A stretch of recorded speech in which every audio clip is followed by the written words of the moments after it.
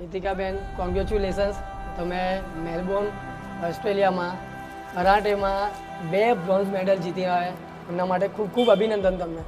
તમે ઉત્તર સંડાનું, નડિયાદનું, all over ચરોતરમાં તમે ગુજરાતનું એક નામ રોશન કર્યું છે. ખરેખર મિત્રો, અત્યારે આપણે છે ઉત્તર સંડામાં હેતિકાબેન શર્માના ત્યાં, અને એમણે ઓબે ઓસાકા ઇન્ટરનેશનલ કોમ્પિટિશનમાં 2 બ્રોન્ઝ મેડલ જીતીને ગુજરાતનું નામ રોશન કર્યું છે. આપણા ઉત્તર સંડાનું, ચરોતરનું નામ રોશન કર્યું છે.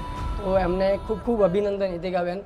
થેન્ક યુ સો મચ સંજયભાઈ, તમે મને આવ્યા અભિનંદન પાપા મારા ઘરે, તેના માટે થેન્ક યુ. મારો એક્સપિરિયન્સ કહું છું, હું રાજ માસ્ટર એકેડેમીમાં રાજ કૌશિક સરના ત્યાં હું કરાટેની ટ્રેનિંગ લઉં છું 8 વર્ષથી. તેમાં 2022માં હું દુબઈ રમવા ગઈ હતી, તેમાં મારો ગોલ્ડ મેડલ આવ્યો હતો. આ વખત મારો ઓસ્ટ્રેલિયામાં ટુર્નામેન્ટમાં મારો બ્રોન્ઝ 2 મેડલ કાતામાં અને કુમિતેમાં મારો બ્રોન્ઝ આવ્યો હતો.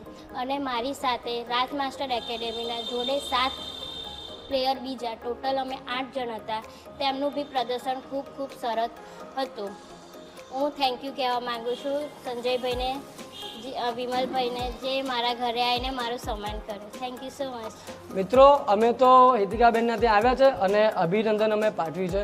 જો મિત્રો તમારે પણ અભિનંદન પાઠવ્યું છે તો પ્લીઝ તમને હું એટલું જ કહીશ કે કોમેન્ટ બોક્સમાં હિતિકાબેનને કોંગ્રેચ્યુલેશન્સ, અભિનંદન પાઠવી દેજો કોમેન્ટ બોક્સમાં. એમના માટે 2 શબ્દો તો જરૂર લખજો, કારણ કે ઓલ ઓવર આપણા ગુજરાતનું નામ રોશન કર્યું છે.